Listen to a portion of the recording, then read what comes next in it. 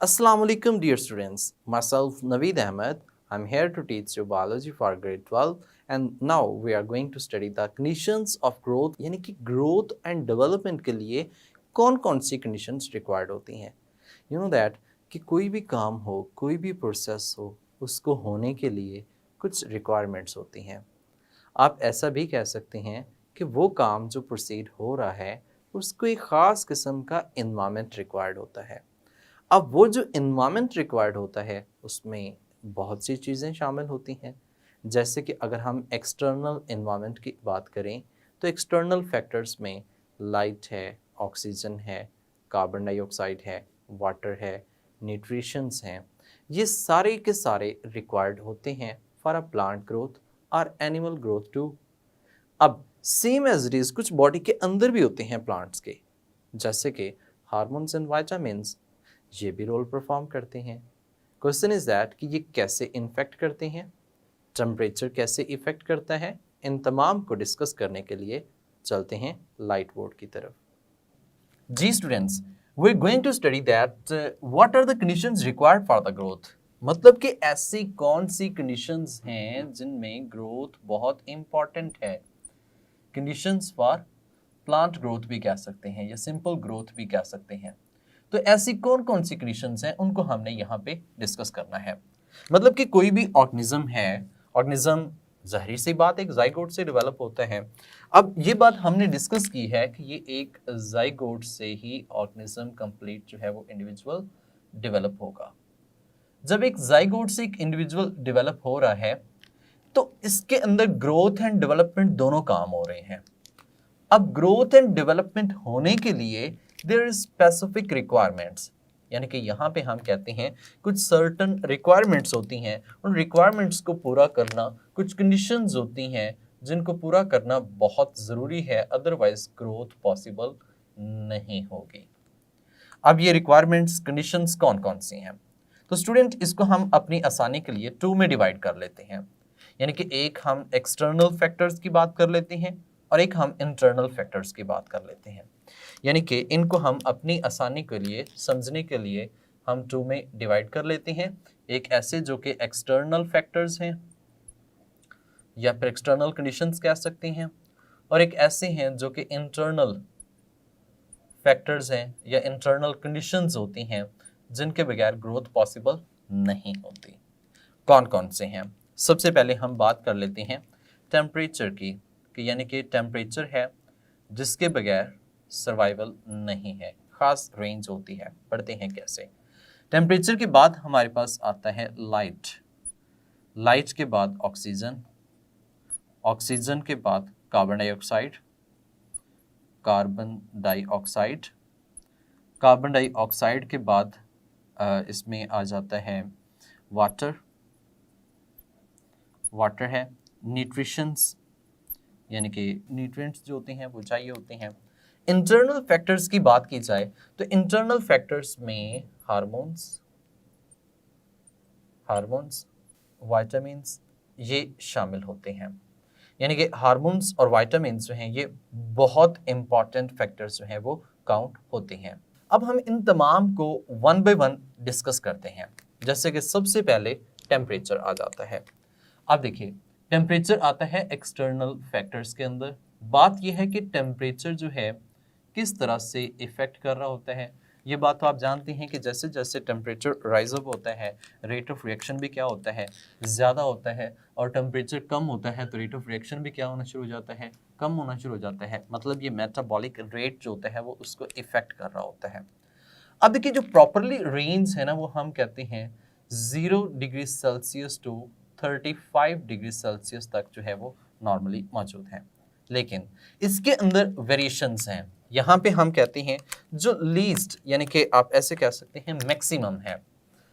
Maximum जिसमें temperature जो है वो या हाई कह सकते हैं जिसमें टेम्परेचरली प्लांट जो हैं वो सर्वाइव कर सकते हैं, that is up to 40 degree Celsius. यानी कि इसकी जो रेंज है वो 30 degree Celsius to 40 degree Celsius तक जो है वो मैक्सिमम, या फिर आप ऐसे कह सकते हैं कि हाई टेम्परेचर जो है इस पे प्लांट की ग्रोथ स्टॉप होने के करीब करीब होती है. जबकि अगर हम मिनिमम की रेंज देखें जो मिनिमम रेंज है जिसमें प्लांट जो है वो सर्वाइव कर सकता है, वो मिनिमम रेंज जो है वो हमारे पास 5 to 10 डिग्री सेल्सियस है, 5 to 10 डिग्री सेल्सियस है।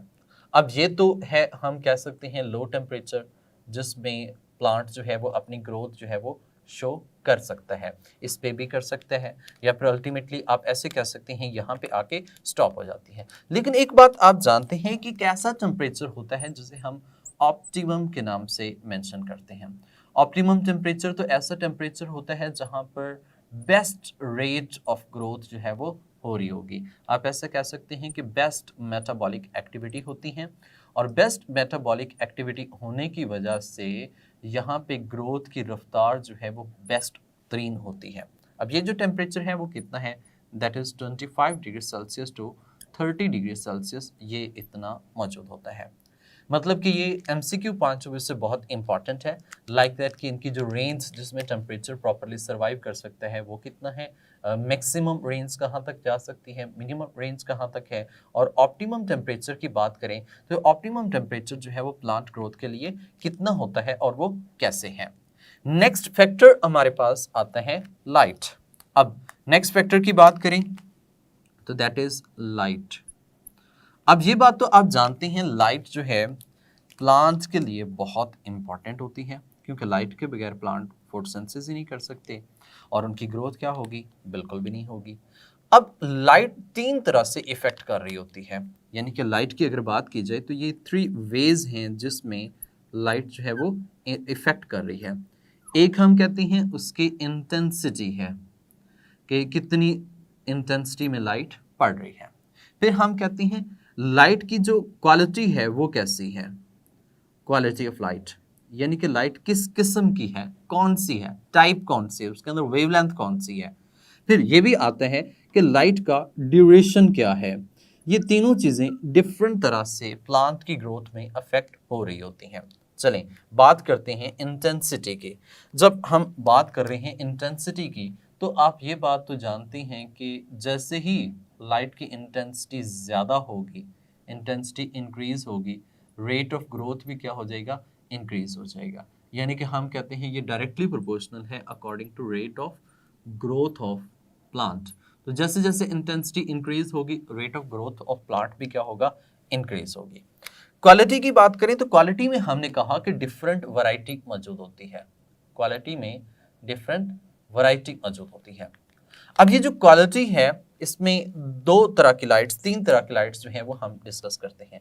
सबसे पहले रेड लाइट है।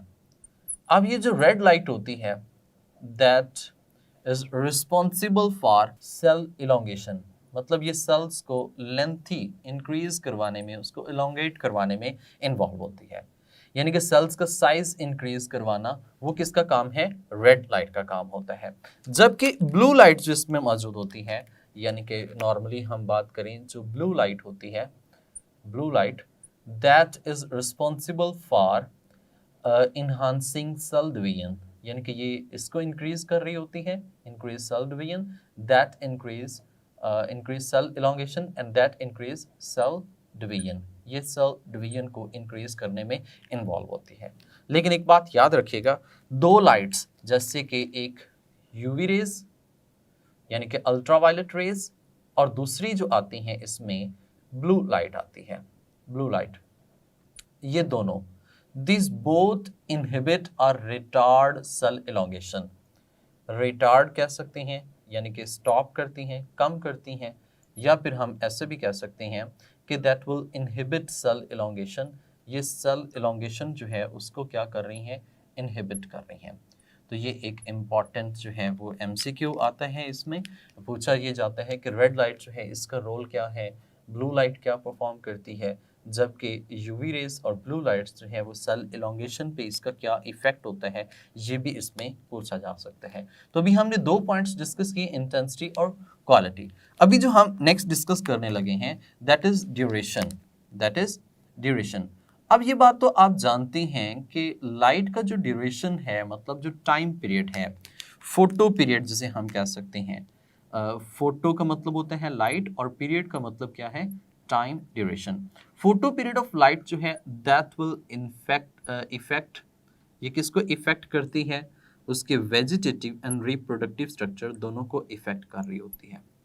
वेजिटेटिव और रिप्रोडक्टिव स्ट्रक्चर जो हैं उन दोनों को इफेक्ट कर रही होती है, यानी कि इनकी ग्रोथ पे इफेक्ट कर रही होती है।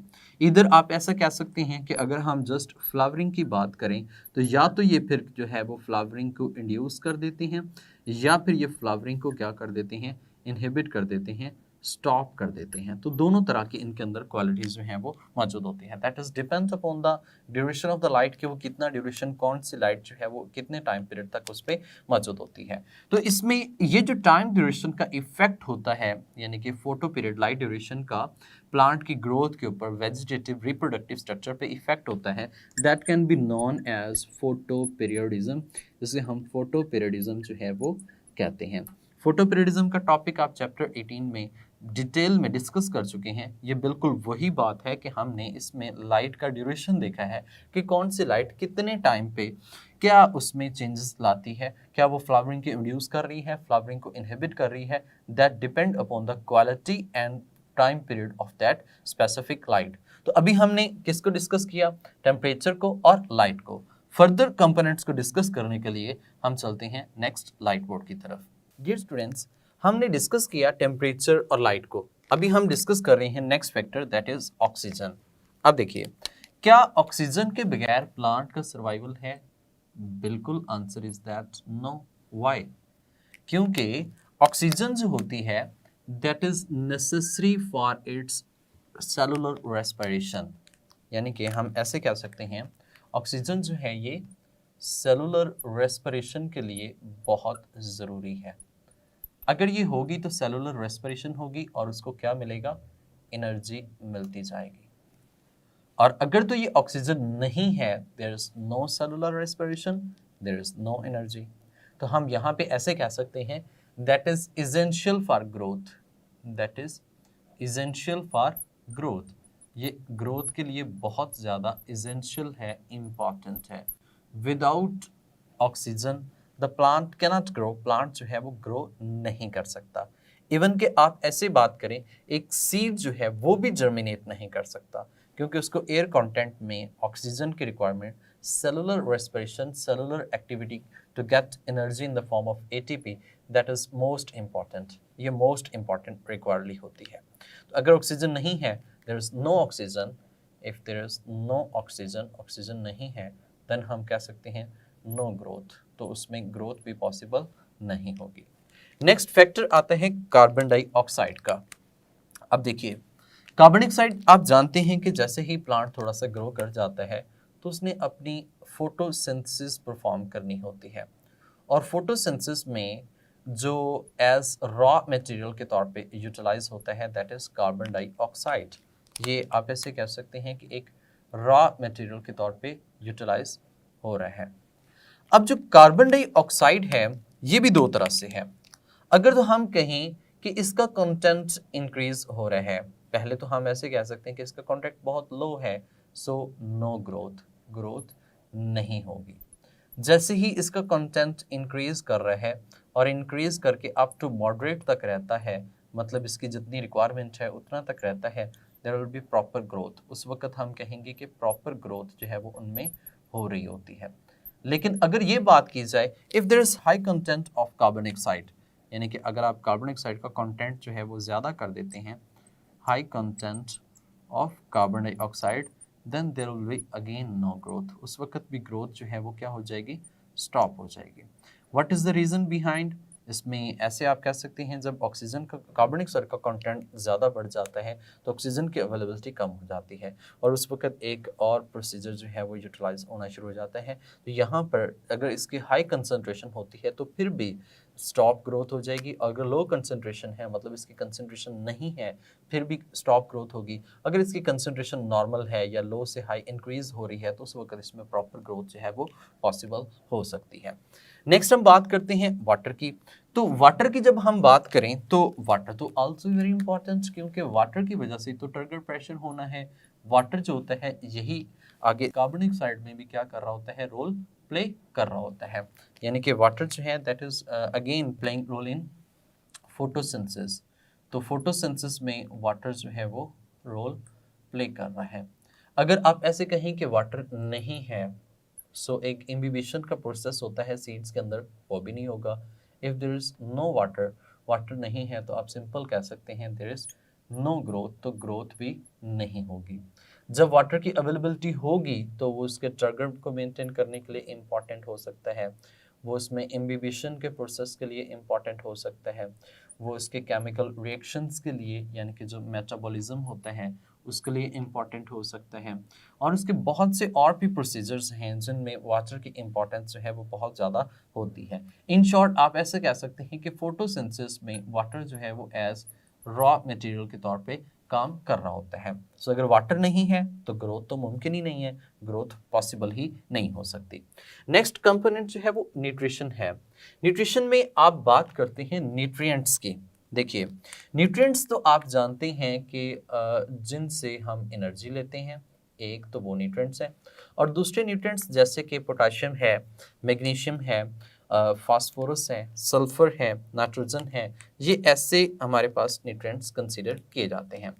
अब ये न्यूट्रिएंट्स की अगर डेफिशिएंसी होगी तो सर्टेन स्ट्रक्चर्स जो हैं वो डेवलप नहीं हो पाएंगे। यानी कि if there is deficiency of certain nutrients, if there is deficiency of certain nutrients, then हम कहेंगे कि plants जो है वो not able to make certain structures, plants जो है not able to growth, ये ग्रो करने के काबिल नहीं रहता। क्यों नहीं रहता? क्योंकि हम ऐसे कह सकते हैं कि नो प्रॉपर स्ट्रक्चर या सर्टन स्ट्रक्चर जो हैं वो इसमें डेवलप नहीं हो सकते।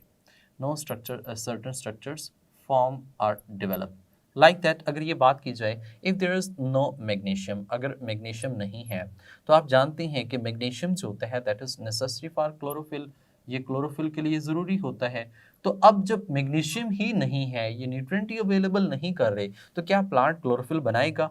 बिल्कुल भी नहीं बनाएगा। सो न्यूट्रिशन जो है, न्यूट्रिएंट्स जो हैं वो बहुत एसेंशियल हैं फॉर इट्स ग्रोथ, वो इसकी ग्रोथ के लिए बहुत ज़रूरी होते हैं। अगर कोई डेफिशिएंसी होती है तो इनको स्पेसिफिक डिजीज़ हो जाएगी, और वो डिजीज़ जो है वो इन प्लांट की ग्रोथ को स्टंट कर देगी, रोक देगी।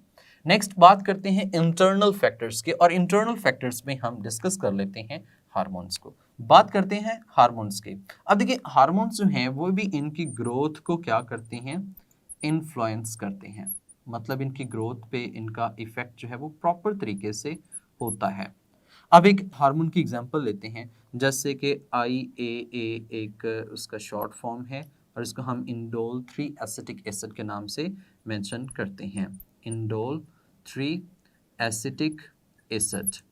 अब ये जो इंडोल 3 एसिटिक एसिड है, अब ये सेल्स पे इफेक्ट कर रहा है। सेल्स पे क्या इफेक्ट कर रहा है कि उनकी ग्रोथ, यानी कि उनमें हम कह सकते हैं इलोंगेशन ऑफ सेल जो है उसमें इन्वॉल्व हो रहा होता है, सेल्स को इलोंगेट करवा रहा होता है।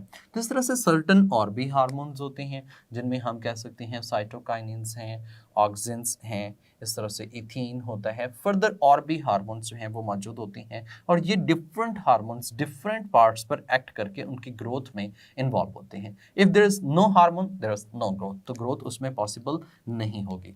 अब नेक्स्ट कंपोनेंट जो है वो है विटामिन। ये हमारे पास आ जाता है विटामिन। अब विटामिन जो हैं दीज आर ऑर्गेस्मिक कंपाउंड, ये जो होते हैं ऑर्गेस्मिक कंपाउंड्स होते हैं, यानी कि प्लांट इसे खुद डेवलप कर रहा होता है। समटाइम उसे इन्वायरमेंट से भी कुछ विटामिन होते हैं वो लेने होते हैं, लेकिन इन्वायरमेंट खुद प्लांट जो है वो खुद इसे ग्रो करता है। अब देखिए, अगर आप प्लांट को अगर आप लाइट में ग्रो करवाते हैं, सो ये क्या कर लेगा? इनको डेवलप कर लेगा, और जब डेवलप कर लेगा तो प्रॉपरली ग्रोथ जो है वो उसमें इंक्रीज होगी और ग्रोथ होती रहेगी। लेकिन अगर हम प्लांट को ग्रो ही डार्क में करवाएं, अंधेरे में करवाएं, तो इट विल नॉट डेवलप, तो उसमें ये विटामिन जो हैं वो डेवलप नहीं होंगे। जब विटामिन डेवलप नहीं होंगे तो उनमें ग्रोथ भी पॉसिबल नहीं होगी। तो इसका मतलब कि जो इंटरनल कॉजेज़ हैं जिसमें हमने बात की हार्मोन्स की, और फिर हमने बात की विटामिन्स की, these are also very important for the proper growth of the plant. ये भी proper growth of the plant के लिए बहुत इंपॉर्टेंट होते हैं। अगर तो ये मौजूद होंगे तो प्लांट प्रॉपरली ग्रो कर सकेगा, अदरवाइज प्लांट में ग्रोथ जो है वो पॉसिबल नहीं होगी। जी स्टूडेंट्स, उम्मीद करता हूँ कि लेक्चर का हर पॉइंट आपको बहुत अच्छे से समझ आया होगा और आपको ये बात भी समझ आ गई है कि अगर टेम्परेचर 35 टू 40 तक पहुँच जाता है उस वक्त प्लांट की डेथ होना शुरू हो जाती है, यानी कि ग्रोथ स्टॉप हो जाती है। सो ऑप्टिमम ग्रोथ कितने टेम्परेचर पर होती है? 25 टू 30 डिग्री सेल्सियस। अब ये टेम्परेचर ऐसा है जिसमें ग्रोथ बेस्ट तरीके से होनी है, तो इसका मतलब टेम्परेचर बहुत इंपॉर्टेंट है। सेम लाइट की बात करें तो लाइट में भी कुछ फैक्टर्स हैं, जैसे कि यूवी रेज तो उसकी ग्रोथ को स्टॉप कर देती है, यानी कि उसकी इनहिबिशन एलोंगेशन को स्टॉप करती है। तो ये तो बड़ा एक नेगेटिव इफेक्ट है। बिल्कुल ऐसा ही है। फोटोपीरियडिज्म आल्सो हैव इन्वॉल्वमेंट, इस तरह से इंटेंसिटी भी रोल प्ले करती है। सेम अगर हम अदर फैक्टर्स की बात करें, oxygen, carbon dioxide, this are also necessary for the growth of the plant. Hormones and vitamins, these are also important. So अगर देखा जाए तो इसमें से बहुत से MCQs भी बन सकते हैं, एक शॉर्ट क्वेश्चन भी हो सकते हैं और भी शॉर्ट क्वेश्चंस हो सकते हैं। लाइक दैट अगर एक पूछा जाए तो वो ये हो सकता है, what are the internal factors for the growth of the plant. Growth of plant के लिए इंटरनल फैक्टर्स कौन कौन से हैं? यू नो दैट एक तो हमने विटामिन की बात की है, दूसरा हमने हार्मोन्स की बात की है। Mean to say they have ability to excite the plant development, plant के अंदर सेल्स के डेवलपमेंट ग्रोथ को एक्साइट करने में इन्वॉल्व होते हैं। तो ये एक कंप्लीट लॉन्ग क्वेश्चन भी कंसिडर होता है। सो नेक्स्ट पॉइंट जो हम डिस्कस करेंगे that is differentiation. Mean to say कि नई चीज़ें जो हैं वो कैसे डेवलप होती हैं, और डिफरेंशिएशन का कॉन्सेप्ट बहुत इंपॉर्टेंट है, इसको अभी से समझना।